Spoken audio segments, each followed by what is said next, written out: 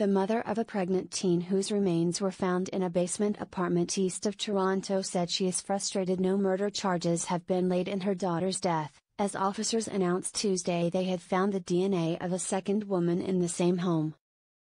Police believe DNA recovered from the Oshawa, Ontario, apartment belongs to Candice Fitzpatrick, last seen by her family in 2008 when she was 18 years old, detectives said at a news conference.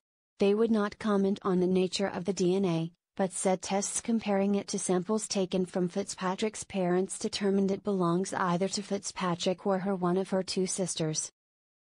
Based on the information they have provided to us, their age at the time when Candice was reported missing and the fact of Candice not having been seen since 2008, we strongly believe that the DNA located is that of Candice Fitzpatrick, det. Darren Short said. There is no indication that Fitzpatrick, whose family reported her missing in 2010, was connected to Rory Hosh, whose remains were found in the apartment late last year, Strong said. Hosh was last seen on security video at a local hospital on August 29, 2017, detectives said. A fisherman found her torso in Lake Ontario in September. In December, people doing work on the Oshawa house called police after finding something suspicious, Short said. Police have charged Adam Strong, who moved into the basement apartment in 2007, with indecent interference to a body in connection with Hosh's remains. Strong remains in custody and is scheduled to return to court August 27. Investigators have said they are treating Hosh's death as a homicide, though no murder charges have been laid in her death so far. I've spoken with Hosh's family, and I've made it abundantly clear through all the conversations that we need the evidence to lay the charge, and this will take time, Short said Tuesday. By going through the exhibits and the evidence we've collected, the results of that will dictate the further laying of charges. Hosh's mother said waiting has been difficult. It's the worst feeling in the world because you almost feel like Rory is being minimized, Shannon Dion said after the news conference.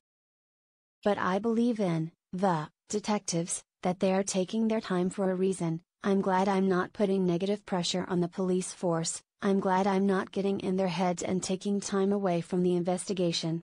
Several of Hosh's loved ones attended the news conference, wearing t-shirts emblazoned with Justice for Rory, and the letters GBNF, Forgone but Not Forgotten. On Tuesday afternoon, police cars and forensic services trucks were parked outside the home where the remains and DNA were found. Police say tenants still live on the upper floors of the home, which sits across the street from a large parking garage, in a mostly commercial section of central Oshawa. Officers are combing the property with major concentration on the backyard, Strong told reporters, adding that while some digging was done in January, frozen ground made it impossible to do a complete search. Since finding the DNA, police have reviewed all 43 outstanding missing persons cases in Durham region, dating back to 1963, det. Sergeant Mitch Martin said. There are only two that even fall close to the parameters of this case, one a girl reported missing in 1963 and the other from 1996. Police said they would re-examine the 1996 cases, but so far see nothing to suggest it's connected to either Hosh or Fitzpatrick. With files by Nicole Thompson in Toronto.